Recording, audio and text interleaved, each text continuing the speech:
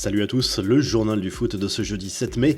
Décidément, Jean-Michel Aulas ne lâche rien. Le président de l'OL estime que le football français a fait une erreur en arrêtant ses championnats professionnels prématurément. Mais Aulas insiste et pense qu'il est encore possible de corriger le tir en attendant la divulgation du procès-verbal du conseil d'administration de la LFP actant cette décision.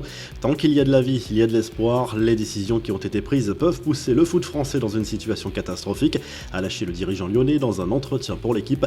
On savait que Zlatan Ibrahimovic et Edinson Cavani ne s'appréciaient pas tellement lorsqu'ils évoluent ensemble au PSG, mais visiblement le mal était encore plus profond puisque le Suédois détestait littéralement l'Uruguayen et vice-versa. La révélation est signée de l'ancien défenseur de Bordeaux, Michael Ciani, dans un live organisé par les réservistes. Le Suédois lui a fait cet aveu lors de son passage à Los Angeles. Je l'ai côtoyé au Galaxy, la seule personne au PSG avec qui Zlatan ne s'entendait pas, c'était Cavani. Il m'a dit qu'il a détesté 3 ou 4 joueurs dans sa carrière et Cavani en faisait partie, a confié l'ancien coéquipier d'Ibrahimovic. La reprise se précise en Liga. Les joueurs ont retrouvé les centres d'entraînement pour effectuer des tests au Covid-19, à l'image de Lionel Messi et Antoine Griezmann du côté du FC Barcelone. Tout le monde s'est prêté au jeu au sein du club catalan. Même s'il reste des incertitudes, il s'agit d'une première étape pour une éventuelle reprise. En Allemagne, c'est beaucoup plus concret. Après avoir reçu le feu vert du gouvernement, la Ligue allemande a confirmé que la saison reprendra à huis clos à partir du vendredi 15 mai, 2 mois après son interruption. Les dirigeants du Bayern et de Dortmund se sont réjouis de cette nouvelle. En jouant les 9 dernières journées, la Bundesliga, des deux comprises, va récupérer 300 millions d'euros de droits TV. Les infos en bref, bonne nouvelle pour Ousmane Dembélé, opéré de la cuisse droite en février. L'ailier français poursuit sa convalescence en Catalogne et pourrait bientôt effectuer son retour à l'entraînement du FC Barcelone, sans doute dès la semaine prochaine. Malgré les premières informations évaluant son absence à près de 6 mois, le champion du monde tricolore serait déjà prêt pour une reprise en douceur.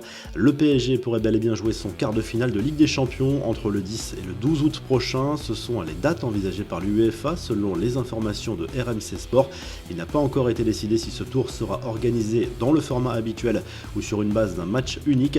La réponse géniale de Jérôme Boateng à ses haters. L'Allemand a réagi aux nombreux messages publiés mercredi, date anniversaire des 5 ans d'un terrible Barça-Bayern, autour duquel Lionel Messi avait humilié le défenseur bavarois par ses dribbles déroutants sur l'un des buts du club catalan ce soir-là. Sur les réseaux sociaux, de nombreux fans de foot sont allés taquiner le défenseur du Bayern qui a répondu en publiant la photo du moment où il tombe à terre sur cette action avec ce message. Et voilà, quelque chose pour faire rigoler en ces temps difficiles. Pendant ce temps, je vais chercher du popcorn et regarder ensuite la finale de la Coupe du Monde 2014, a écrit Boateng avec un clin d'œil, référence à la finale du Mondial 2014 remportée par l'Allemagne contre l'Argentine de Messi. Selon le Daily Telegraph, la Première Ligue prévoit du changement en cas de reprise du championnat. Celle-ci a prévu d'interdire les joueurs de cracher, d'échanger les maillots et de fêter leur but afin de réduire le risque de propagation du Covid-19.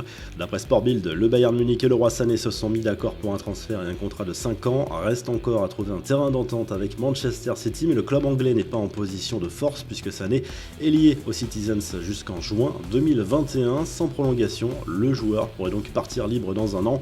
Le joli geste du PSG, et ce n'est pas le premier dans la lutte contre le Covid-19, le club parisien a annoncé avoir fait un don de 100 000 euros à destination d'Action contre la faim pour permettre au personnel de s'équiper de protection.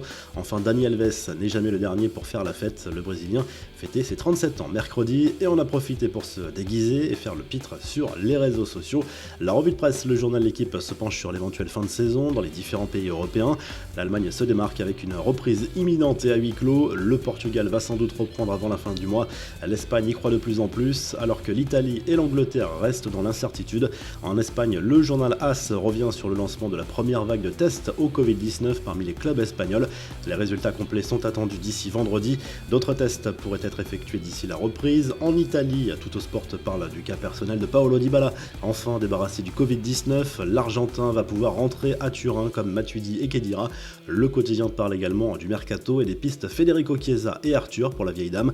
Vous retrouvez l'actu foot sur topmercato.com, l'appli Top Mercato, et à très vite pour un nouveau journal du foot.